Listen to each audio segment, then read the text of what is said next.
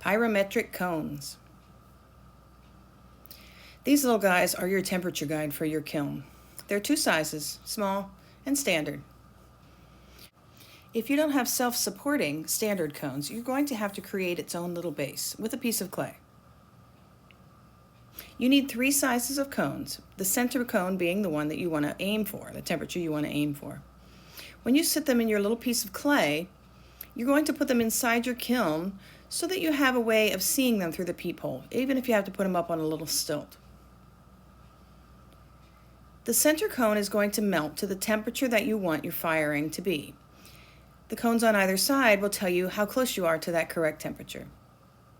You want to try and get as accurate a firing as you can so that your glazes and your clay bodies will all mature correctly.